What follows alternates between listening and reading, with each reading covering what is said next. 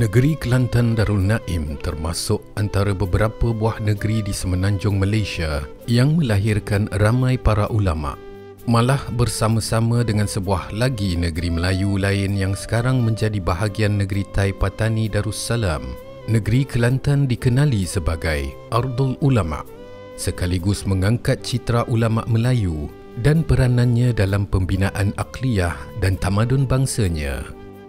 Kami berhasrat untuk kenali dengan lebih dekat seorang tokoh agama zaman silam yang memperjuangkan syiar Islam sekitar kawasan Sungai Selehor. Ilmu itu adalah barang paling utama dan termulia. Kerana itulah para ulama tampil berjuang melusuri selok-belok agamanya. Mereka berusaha sekuat tenaga membimbing umat agar berjalan lurus menuju kepadanya. Inilah mengapa Allah Subhanahu wa taala mengutamakan para ulama dan menjadikan mereka sebagai pewaris para nabi. Gelaran Tok Selehor kepada Tuan Guru Haji Abdul Rahman bin Osman bin Muhammad Amin ini, ia bermula setelah ia membina pondok di sini. Pondok tu kiranya majulah, maksudnya berkembang, maju. Dan perubahan nama pun sudah berubah, maksudnya kalau dulu tempat ni dikenali dengan nama Lubuk Jong.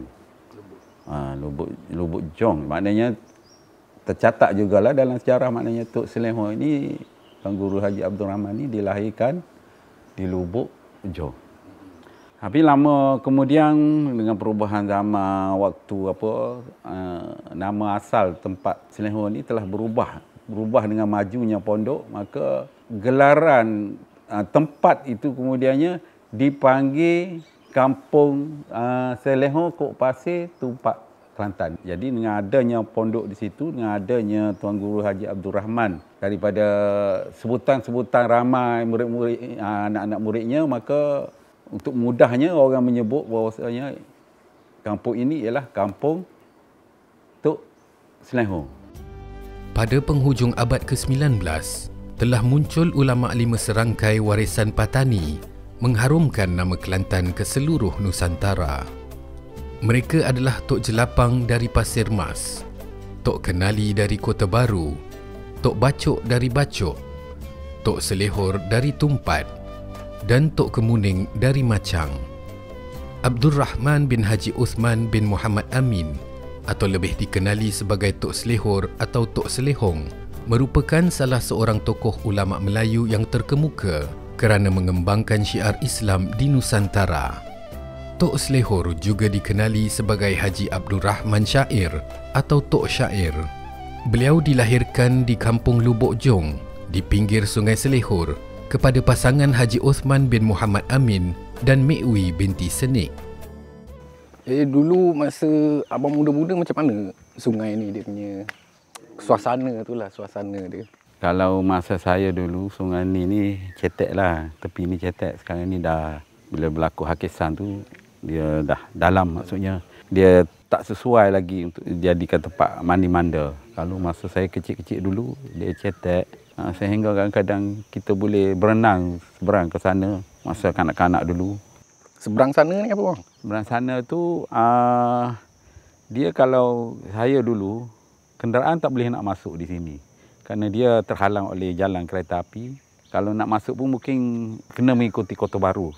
Jadi kalau orang daripada Tumpak nak datang ke Selehor, Pondok Selehor, dia akan guna sampan daripada seberang sana, guna sampan untuk lintas penyeberangan di sini. Maka Tok Selehor ni asalnya, dia ni hanya kita kata seorang hamba Allah yang cintakan ilmu pengetahuan. Jadi ayahnya seorang guru Al-Quran melihat Tok Selehor ni kecintaan dia kepada agama, kemudian dari segi peribadatan dia tu seolah-olah nampak alim lah. Tapi waktu tu dia hanya menuntut dengan ayahnya.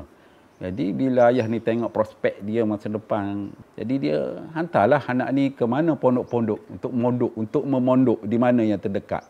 Antaranya di Sungai Pinang pun ada.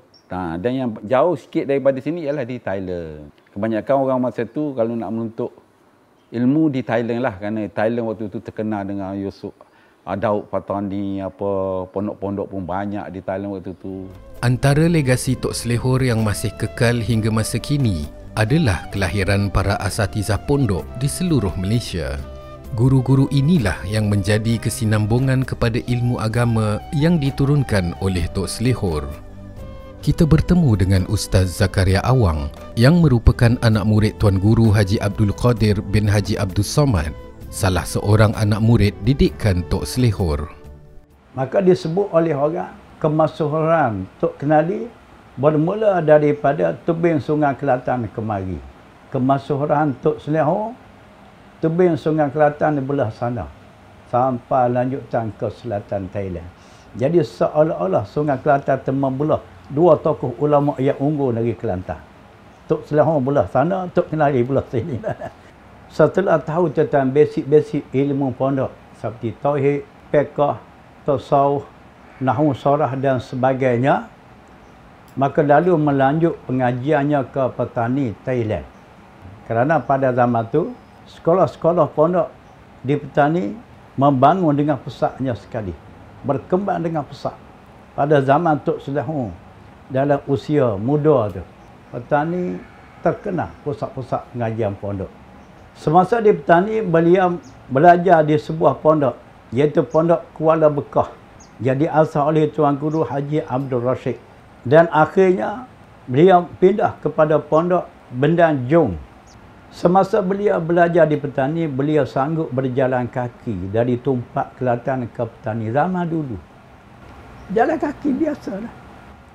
Mengapa? Kerana di masa itu susah hendak dapat kenderaan. Tok Selehor dia minat dalam ilmu seni silat. Dia pandai bersilat. Termasuklah silat kerih pun dia pandai.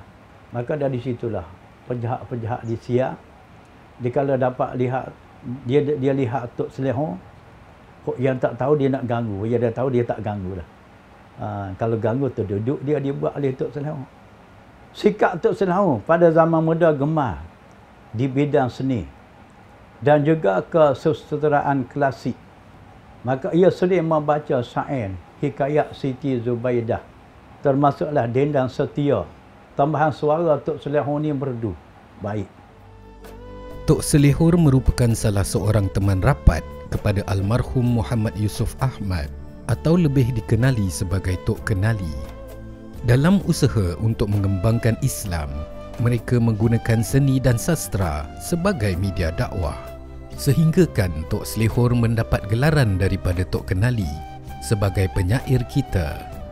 Oleh kerana kebolehannya itu, beliau pernah diminta agar mengarang syair romantis untuk mendamaikan pasangan suami isteri yang sedang berkrisis. Antara syair yang sangat berpengaruh seperti berikut. Tiap-tiap malam kanda bermimpi, adinda di tengah, kanda di tepi. Menghisap rokok, meminum kopi, memeluk tengkuk, mencium pipi. Sedap rasanya tiada terperi, harum baunya umpama kasturi. Suka dan hilai senang di hati, kasih mesra sehingga mati.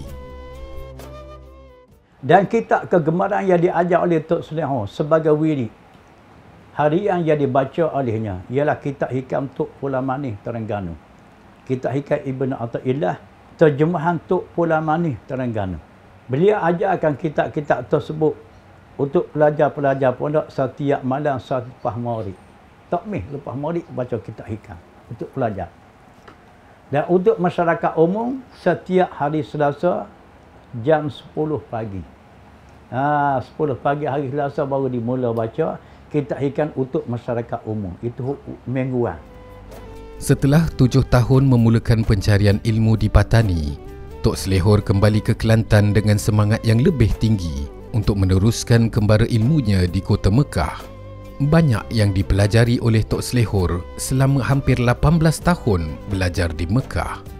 Kebanyakan masa ini digunakan untuk bertalaki di Masjidil Haram. Antara ulama yang menjadi guru Tok Selehor di Mekah ialah Syekh Wan Ahmad bin Muhammad Zain Al-Fatani.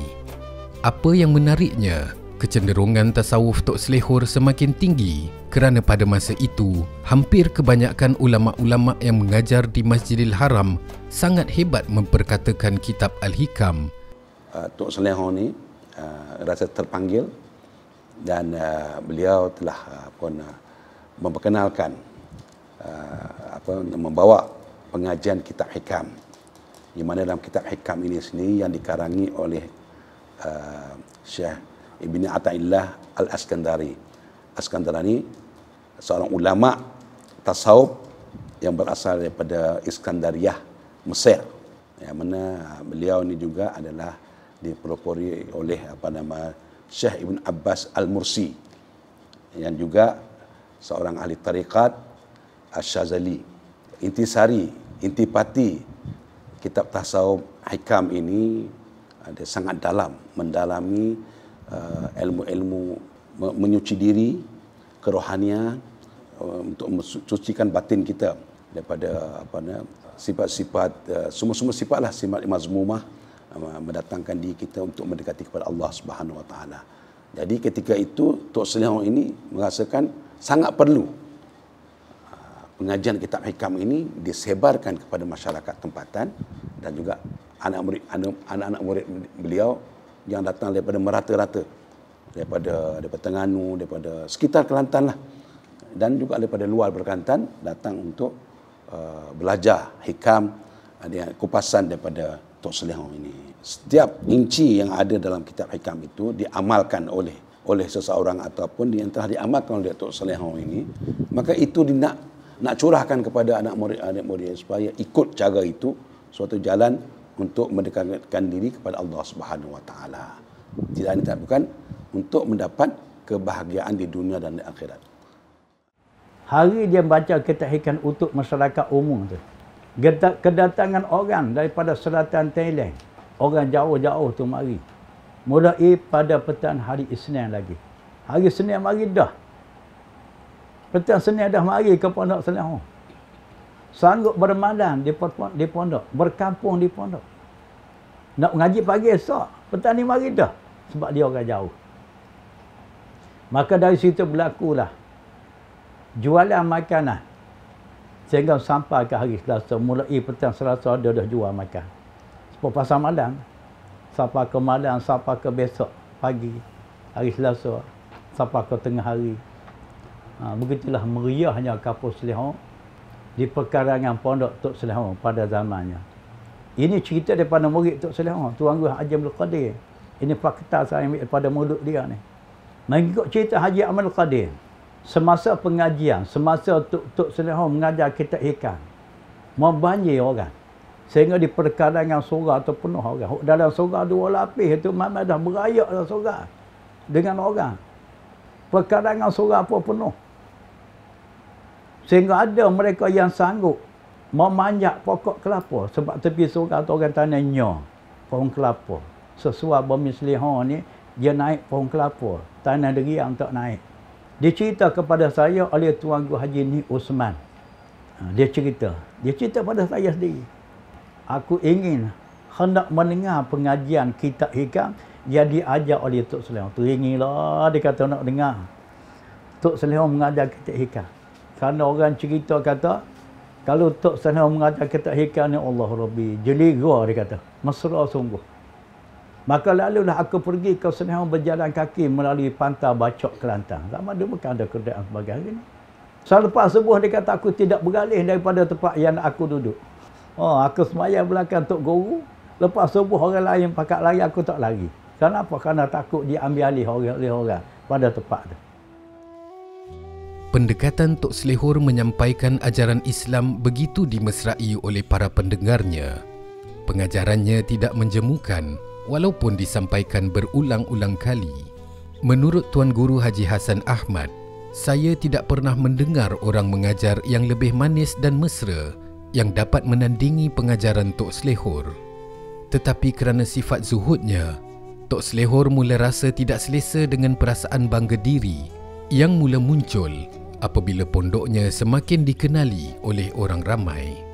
Oleh itu, beliau membuat keputusan untuk bersuluk sebagai asas bermuhasabah diri dengan merasai pengalaman mati dan berada di dalam kubur. Idea untuk membina tempat bersuluk ini dikatakan diperolehi ketika masih belajar di Mekah. Pendekatan yang digunakan oleh Tok Selehor, iaitu menguzlahkan diri daripada dunia luar melalui bersuluk, telah memberi kesan yang sangat positif kepada hati manusia. Bentuk asal dia ni, ini adalah salah satu gerabuk kereta api. Gerabuk kepala kereta api. Itu tengok bentuk kereta api. Ini tepat letak pelita minyak tanah. Kiri kanan. Jadi waktu cerita dia, masa dia Tok Selehor nak gali suluk dulu, ada kereta api terbalik. Ada kereta kebalik. Bila kereta api terbalik, dia ada jalan kereta api. Masa tu pondok tu tengah masyhudah. Anak murid ramai dah. Jadi dia panggil anak murid, usung angkat taruh sini. Dia pun gali, maka siaplah suluk dia tu. Okey, suluk ni sebenarnya dibina oleh Tok Selehor sendiri. Dia sendiri yang menggali suluk ni. Mengikut cerita-cerita orang tua saya, waktu Tok Selehor buka pondok ni, anak muridnya ramai yang datang daripada Thailand. Jadi Tok Selehor merupakan salah seorang ulama yang waktu tu kalau di Kelantan kan yang terkenal lah. Yang di mana anak muridnya begitu ramai. Jadi untuk menghilangkan rasa ria ataupun rasa takut berwujud apa semua tu, jadi dia pun bina suluk ni untuk dia bermuhasabah. Untuk dia dia seolah-olah nak merasai mati tu maksudnya. Dia nak merasai kematian itu macam mana maksudnya. Sebab dalam suluk ni ruang saiz dianya seolah-olah saiz kubur. Ada dalamnya ada, nanti kita boleh lihat yang di bawah nanti ada liang lahap untuk seorang untuk tidurlah. Di mana kita tanam orang mati ada saiz liang lahat. Jadi cuma dari segi sumber yang mengatakan waktu mana dia bersuluk tu, ada setengah kata hari Selasa seminggu sekali. Dia turun ke sini, dia bersuluk, dia solat, dia berzikir, dia muhasabah diri, dia nak merasai kematian. Jadi suluk ni biasanya mengikut saya yang saya dapat tahulah. Dia bersuluk ni biasanya kalau dia paling lama pun seminggu lah. Seminggu dia masuk hari Jumaat lepas maghrib, dia keluar hari Jumaat minggu depan selepas subuh. Itu seminggu lah. Biasanya bila dia bersuluk tu, isteri-isteri dia lah akan hantar makanan. Dia masuk tu tak keluar dah.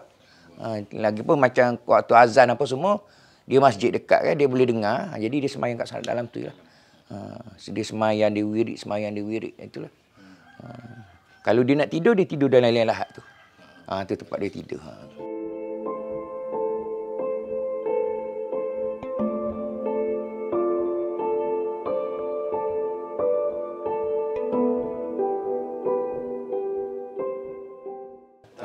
Ini tempat simpan barang. Kereta api tempat simpan barang. Itulah. Tu jadi dia bentuk melengkung tu macam gerabak lah. Macam gerabak lah. Satu gerabak lah macam gitulah.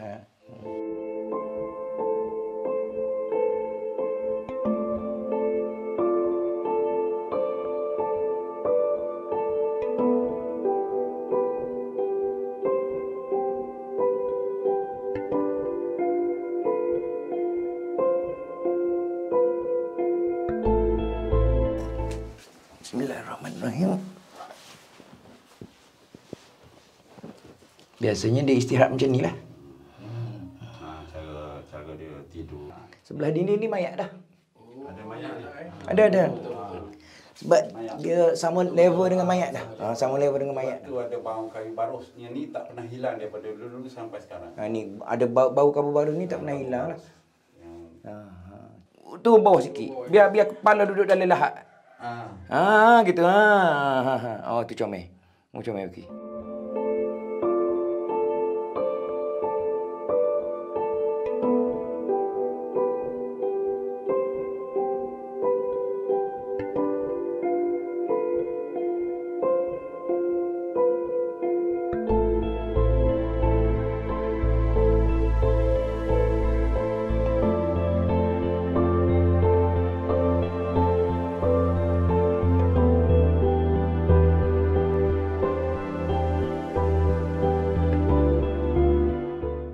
wakaf ni dia buatnya zaman kegemilangan pondok dululah. Di mana dalam tahun 1343 45 Hijrah. Jadi dia dibuat daripada kayu cengar dan tukar yang membuat pula daripada orang Siam. Tu yang dia ada macam letik-letik sikit tu. Atap dia tu. Jadi ni memang cengar lah. Siapa kau meting siling, meleh tu pun kecil-kecil kayu jeria tu pun daripada cengar. Dan kegunaan dia dulunya adalah untuk bila ada rombongan, ada orang mati daripada kematian, dia akan bawa melalui sungai. Sebelum tanam dia akan semayang mayat di sini dululah. Di wakaf ni. Sebelum tanam. Dan juga selepas untuk tahlil, tujuh malam yang pertama juga dia buat di wakaf ini. Di wakaf ni juga tahlil. Kadang-kadang.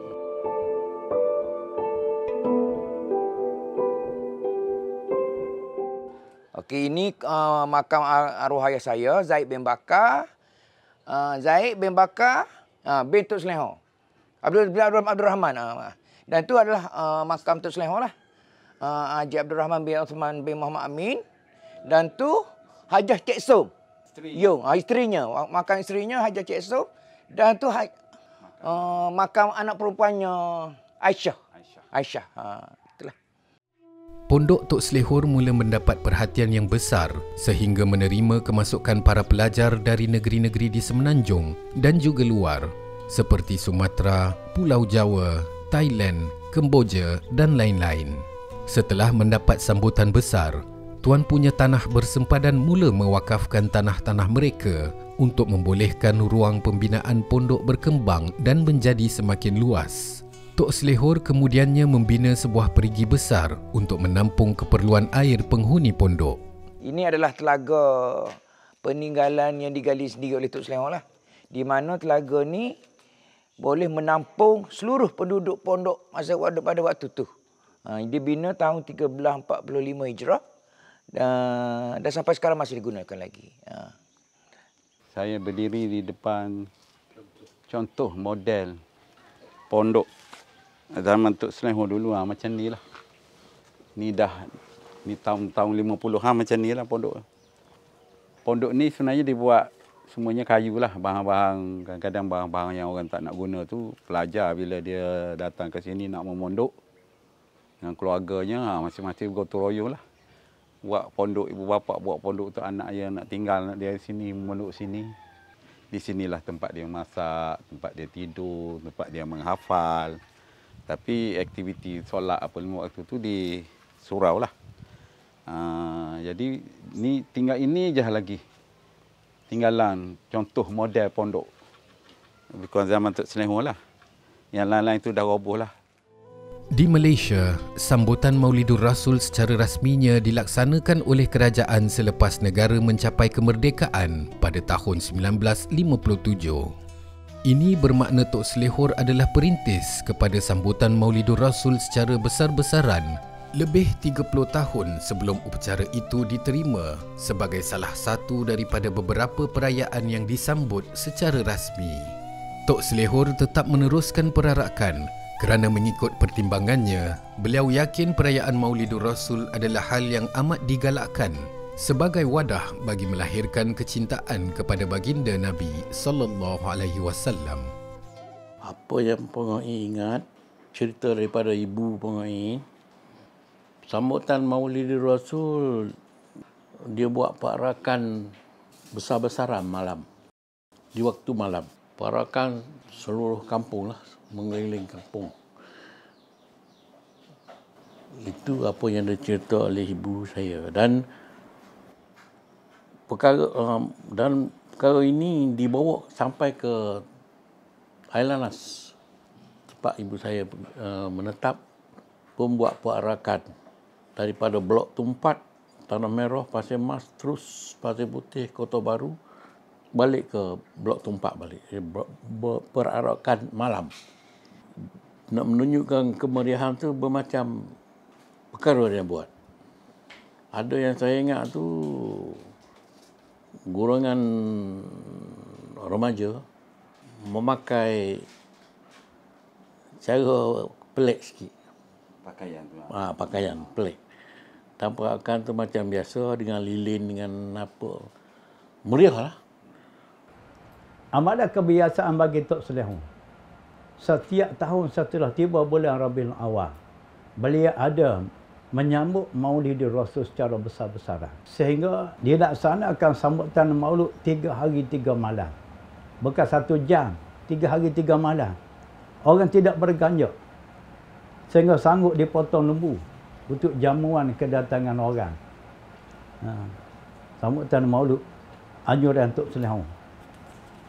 Mungkinlah dengan sebab begitulah dia berkati oleh Allah. Dengan sebab dia memuliakan, membesarkan Nabi. Itulah. Kita tengok dalam fadilah Maulud ni. Upacara perayaan Maulud yang disambut oleh Tok Selehong dengan adanya program ceramah Maulidul Rasul. Dia sedia berceramah. Membacakan kisah-kisah riwayat Nabi dan menterjemahkan Zanji yang dikarang oleh Syekh Ja'far Al-Banzanji dan berselawat dengan penuh perasaan. Selawat Maulud Nabi itu penuh perasaan. Serta dengan memadu Rabbana besar. Sambut Maulud tu. Dia palu bana besar. Bana besar bukan kopan. Kopan dia kecil. Bana besar. Lepas tu boleh palu 4-5 orang gugang. Benda tu tidak sadar. Sebab sejenis gendang yang mempunyai satu muka harus dipadu. Kopan satu muka, beduk satu muka, Rabbana satu muka. Gitulah meriahnya sambutan Maulud di zaman Tok Selehong. Karamah yang terjadi pada orang-orang tertentu bukan kerana usaha ikhtiarnya dan ia tidak boleh ditunjuk-tunjuk, tetapi adalah anugerah Allah kepada para walinya disebabkan mereka begitu hampir kepada Allah dan terjadi pada masa-masa tertentu sahaja. Demikian dengan perkara pelik yang terjadi dan dialami oleh Tok Selehor mengikut cerita waris beliau yang masih hidup. Semasa dia mengajar selepas waktu asar di madrasah Tok Selehor ni, dia minta kebenaran sekejap. Mengajar tak habis lagi, dia minta sekejap, dia turun. Dia turun daripada madrasah tu, kemudian dia sampai balik dengan keadaan yang basah. Baju dia basah, kain dia basah semua. Dia sambung mengajar. Dia tidak mencerita apa-apa. Ada orang yang menceritakan keluarga yang karam kat muka Kuala tu, karam Terbalik perahu. Bocor, perahu tu bocor. Tak. Perahu tu bila kena ombak pasal dia terbalik. Masa tu. Jadi dia orang bagi tahu Tok Selehor yang menolong. Itu saja. Jadi dia balik main mengajar, sambung mengajar selepas asar di madrasah. Tak ada cerita apa-apa. Tapi dia keadaan basah lah. Dia keadaan basah, dia balik dengan keadaan basah. Dan semasa dia belajar di petani selepas sembahyang tarawih, jadi sebelum sahur dia sampai balik. Jadi perjalanan macam mana itu saya tidak tahulah. Masa dahulu tak ada jalan raya. Sini ke Tumpak pun tak ada jalan raya melalui jambatan kereta api. Tak ada jalan raya macam sekarang. Ini zaman dahulu. Jadi begitulah seterusnya dia pergi belajar setiap malam di Patani. Selepas Malaysia dan boleh balik sebelum sahur. Daripada Abu Hurairah radhiyallahu anhu bahawa Nabi SAW bersabda yang maksudnya umur-umur umatku di antara 60 hingga 70 tahun dan amat sedikit yang lebih daripada itu. Pada malam Khamis 18 Zulkaidah 1353 bersamaan 20 Februari 1935 jam 8.30 malam, Tok Selehor pun meninggal dunia dalam usia 64 tahun. Jika disorot pada aktiviti perjuangannya, selain memang tidak dapat dinafikan beliau sebagai ulama yang menepati sebagai pewaris Nabi, juga terdapat beberapa perkara yang ditajdidkan beliau untuk disesuaikan dengan keadaan masyarakat pada zamannya. Jadi kewafatan Tok Selewong setelah dia balik pada buru. Dia balik buru, memburu binatang di Ulu Kelantan, maka jatuh sakit demam panas. Daripada situlah dia meninggal dunia pada 20 Februari. Pada tahun 1935 Masihi pada jam 8.30 malam. Dalam usia 64 tahun. Jadi Tok Guru yang hebat-hebat zaman dulu dia kurang 60-an je. 64 tahun dah meninggal. Jadi kita hari ni setelah masuk 50, tak boleh main-main lah. Kena fokuslah pada kerja-kerja amal kebajikan. 60 kata tu seolah-olah dah habuan Tuhan anugerah kepada kita agar kita dapat memperhebatkan lagi kerja-kerja amal kebajikan. Jaga duk melalak dan ke lain. Ni umur 50 duk melalak, supaya umur 30 dah nah. Kok 20 tak apa dia melalak, pada adatnya masih panjang lagi. Ini 50 duk melalak lagi. Duk berteletih di kedai kopi. Allahu Rabbi. Tak nak masuk kelas dah lagi. Dengar orang mengajar. Dia buat action lebih. Sampai semayang pun hengok-pengok dah.